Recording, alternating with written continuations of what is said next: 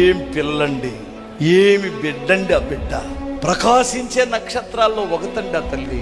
ఒక అమ్మాయిని ఆపి ఈ అమ్మాయిని నిలిపి ప్రపంచములో ఎత్తిపట్టి చూపిస్తే ఆమె ప్రపంచములో ఉన్న ప్రజలకి నా దేవుడు ఎంత నన్ను బలపరిచాడో, నా దేవుడు ఎంత గొప్పవాడో అని ఒక్క మాటతో ప్రపంచానికి తెలియజేసింది. మరి ముఖ్యంగా భారతదేశానికి చాలా మంది చేతిలో దేవుడు మోసపోయాడు. వీళ్ళని హెచ్చిస్తే, ఏమైనా హెచ్చిస్తే, ఆయన హెచ్చిస్తే నన్ను కనపరుస్తారు అనుకున్నాడు. కానీ హెచ్చించిన వెంటనే మరి ఆ భగవంతుడు దయ వలన జీసస్ పేరు పక్కన పెట్టేస్తాడు. యేసు అనే పేరు వద్దాడికి.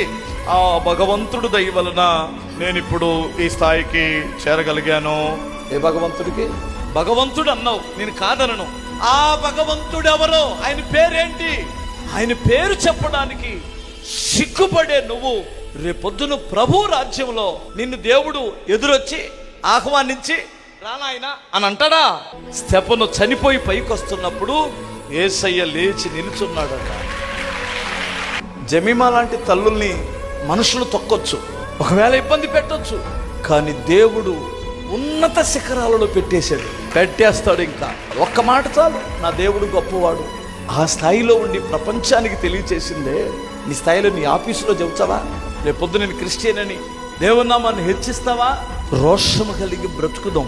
దేవుని నామ ఘనత కొరకు ఆయన నిన్ను ఖచ్చితంగా హెచ్చిస్తాడు.